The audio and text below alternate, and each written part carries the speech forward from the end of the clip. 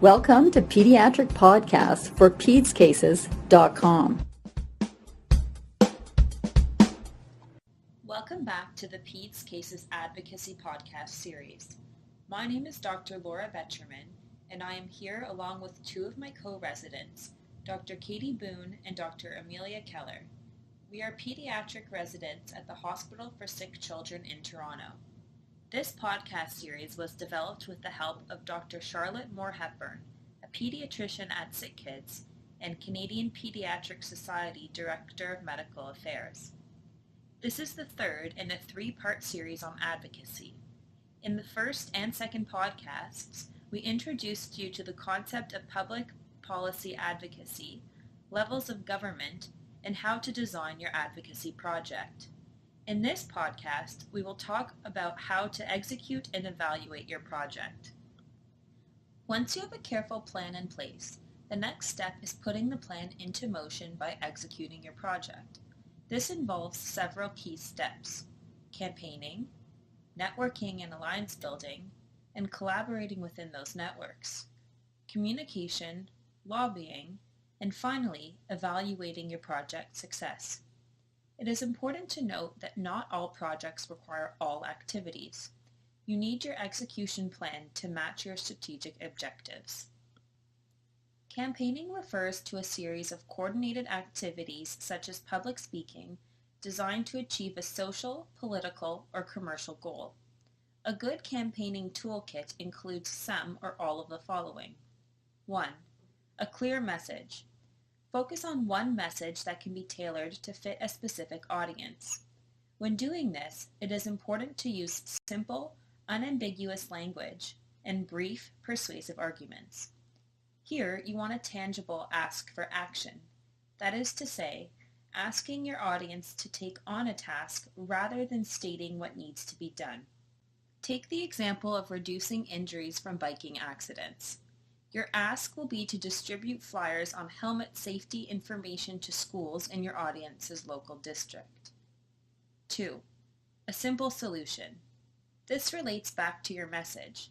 The solution here is increasing helmet usage amongst Canadian youth by 25% within the next 2 years.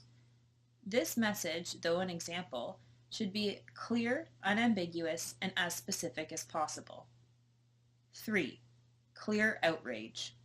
You must demonstrate a passion for the issue and explain why the current status quo is unacceptable. This is where a personal story may be used to exemplify the importance. In the above example, you may use a case of a negative outcome from the disuse of bike helmets. 4. Use of the media. This can take the form of newspapers, radio, television, or social media leaders. 5. Leverage alliances with larger organizations, political parties, or networks of like-minded people. 6. Public action. Good campaigns must engage and enthuse the audience. Remember, citizens are voters, and voters drive political activity. And 7. Celebrity.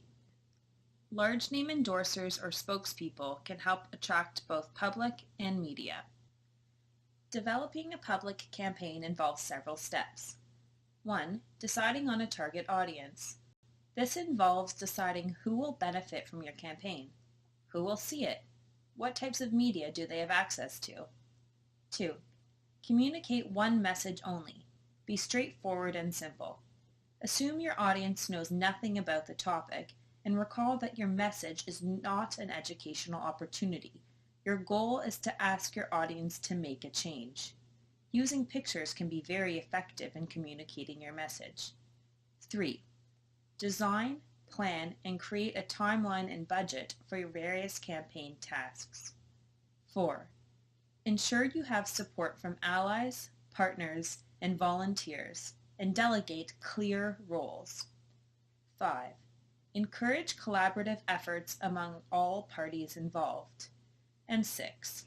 Establish a way of recording the names and addresses of campaign supporters. This will help you to maintain relationships and enthusiasm for the project. It will also help you call on people in the future for support and provide them with feedback on campaign progress. Collaboration is key to a successful advocacy project. Collaboration involves networking with other groups and important people, companies, and government in order to achieve funding and advertisement. Networks can also help you campaign to other groups, companies, and government organizations. Some people that may be contacted include politicians, faith organizations, business associations, lawyers, teachers, physicians, academics, non-governmental organizations, and regional or international institutions. Networking helps you utilize and leverage your power map. As with all things, there are both pros and cons to building a big tent. Developing a collaboration has both positive attributes as well as challenges. You should be aware of both as we move forward. Some of the advantages include involving groups that have a different skill set and can bring different experiences to the table, reaches a wider pool of potential donors, reaches a wider pool of policymakers, allows you to coordinate activities and divide labor amongst various group members, increases your credibility when you have more people and groups involved, and this helps your campaign reach a larger audience and have a larger voice. Some of the potential disadvantages of collaboration include the requirement for active management and coordination of all groups and group members. It is often slower to accomplish tasks when more people are involved. There is a need for compromise and finding a common ground for future planning. There may be unequal participation between members. And lastly, you are at risk of some members taking credit for the work of others. There is no right or wrong answer to coalition building. It depends on the issue, the players, and your plan. Be familiar with the pros and mitigate the challenges accordingly.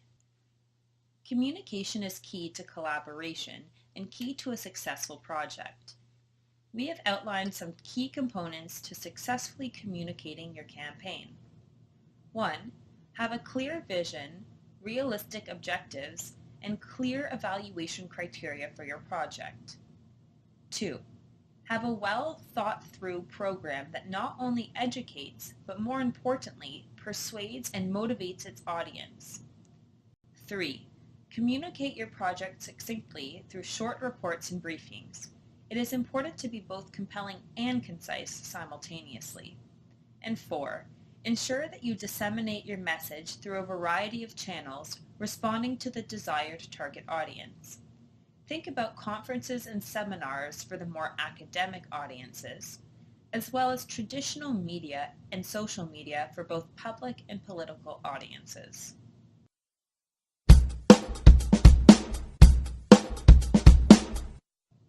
In advocacy work, there is often a lot of talk of lobbying. We thought it would be helpful to talk about what this means and to outline how to lobby. The definition of a lobby is a group or organization that is trying to influence legislators or other public officials in favor of a specific cause. Lobbying, therefore, is a direct attempt to influence these policymakers, public officials, or decision makers through personal interviews and persuasion. Step 1 in lobbying involves finding out who exactly is the right person to contact within an organization. To do this, you can utilize several strategies, such as searching their websites, asking network partners, asking your friends and family, or speaking to advocacy colleagues in other organizations. Step 2 is to call that person or their assistant. In doing so, state your name, who you are, what your organization is, and try to arrange a meeting with the person you are trying to reach. Remember to be friendly and respectful no matter who you're talking to. You never know how you may need them in the future. Lastly, if you are not able to arrange for an appointment with that initial encounter, find alternate ways of contacting them to arrange for a face-to-face meeting, either through a carefully worded email or letter. We have summarized 8 tips for a successful lobbying practice. 1. Be prepared. Plan and rehearse your brief. This is analogous to your elevator pitch, a short summary that outlines what is the issue, why it is important, what is the intervention, and what you are asking from your audience. 2. Make your message clear and simple. Don't confuse your audience. 3. Listen actively to questions and build relationships. The messenger can be as important as the message. 4. Be polite. 5. Be on time. Don't allow your talk to run too long. People have short attention spans. 6. Be transparent in what you're asking for and what your goals are. Do not have a hidden agenda. 7. Lastly, always finish your meeting by scheduling another meeting. Persistence is key. Once you have completed your project or your campaign, it is equally important to evaluate your work. First and foremost, this involves analyzing your outcomes. There are several outcome measures that can be analyzed.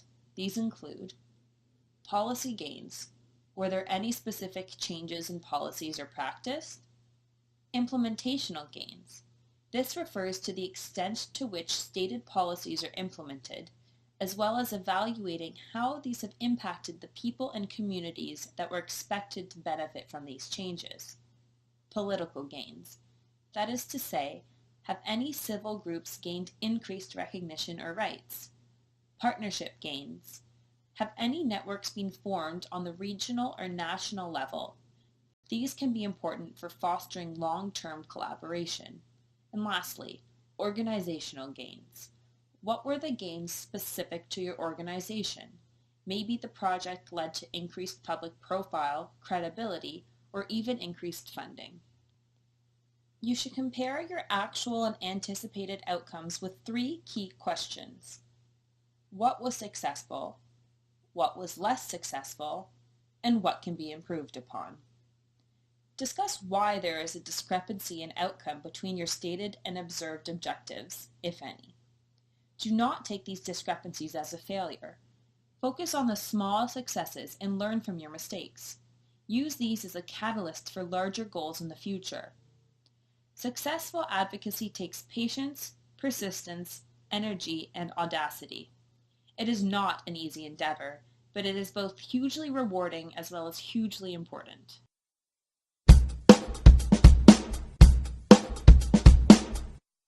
In this 3rd podcast in our advocacy series, we discussed how to execute and evaluate your project.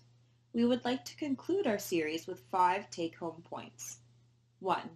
Generating a good idea involves choosing a topic that you are passionate about and that fits with the current political climate and societal needs. 2. Gather your team. This should involve people who are knowledgeable, reliable, and share your goals. 3. Design your project. Decide which level of government your idea falls under and design a strategy through power mapping. 4. Campaign, campaign, campaign. Deliver your message in a clear manner. Understand your ask, and most importantly, understand your audience. 5. Lastly, evaluate specific outcome measures and discuss successes as well as areas to improve upon. And remember, don't give up. Thank you for listening to this Peds Cases podcast series on advocacy. Stay tuned for more Peds Cases podcasts. Check out www.pedscases.com for more great podcasts, videos, interactive cases, questions, and more. Press subscribe on iTunes to get access to all of our podcasts. If you like what we do, please leave a review on the iTunes store, share with your friends and colleagues, or think about getting involved.